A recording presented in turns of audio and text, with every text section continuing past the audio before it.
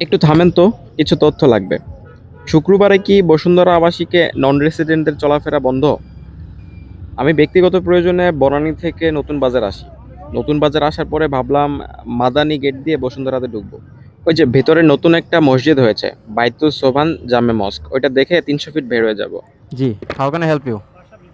বাসার ভিতরে না, আমরা একজনকে ভিজিট করে আমরা ওই দিক দিয়ে বের হয়ে যাব।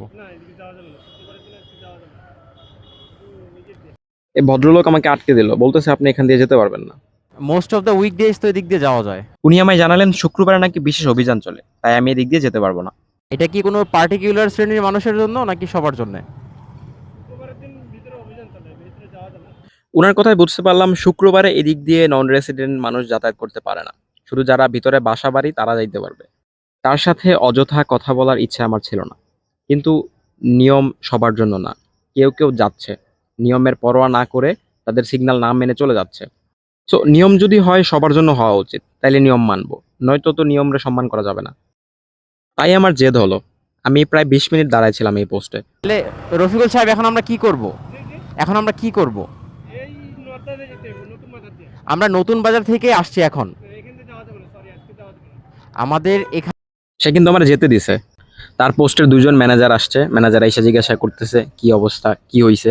আমি খুব ঠান্ডা মাথায় তার সিচুয়েশনটা ডিসক্রাইব করলাম এবং বললাম যে ভাই আমরা নতুন বাজার থেকে অলরেডি এখানে চলে আসছি, আপনাদের যদি এরকম কোনো ল থাকে সেটা আমি জানি না, আমাকে এখান দিয়ে যেতে দেন।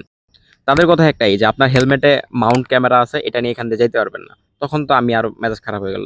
মাউন্ট ক্যামেরা নিয়ে যেতে পারবো না কেন? আপনাদের এই এরিয়ার ভিতরে কি অবৈধ কিছু হয়? হয় না তো, কেন যাইতে পারবো না?